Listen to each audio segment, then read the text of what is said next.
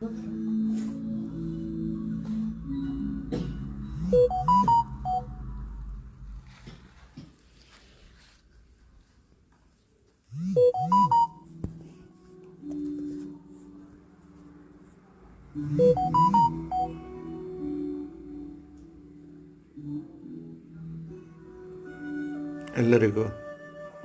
ನಮಸ್ಕಾರ.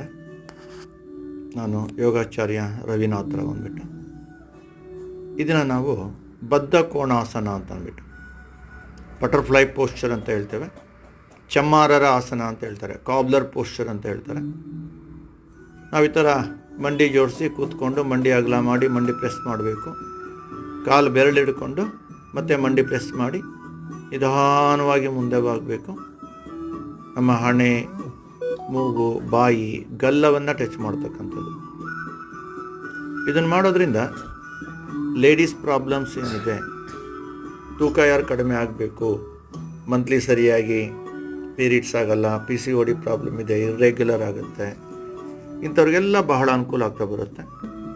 ಹಾಗೆ ಪ್ರೆಗ್ನೆನ್ಸಿ ಟೈಮಲ್ಲೂ ಮೊದಲಿಂದ ಮಾಡ್ತಾ ಬಂದಾಗ, ಪ್ರೆಗ್ನೆನ್ಸಿ ಟೈಮಲ್ಲೂ ಕೂಡ ಇದನ್ನು ಮಾಡ್ತಾ ಬಂದಾಗ ಮುಂದೆ ಬಾಗಬಾರ್ದು. ಪ್ರೆಗ್ನೆನ್ಸಿನಲ್ಲಿ ನಾರ್ಮಲ್ ಡೆಲಿವರಿಗೆ ಅವಕಾಶ ಮಾಡಿಕೊಡುತ್ತೆ. ನಿಮಗೆ ಸಿಸರಿನ್ ಎಲ್ಲ ಅವಾಯ್ಡ್ ಆಗ್ತಾ ಬರುತ್ತೆ.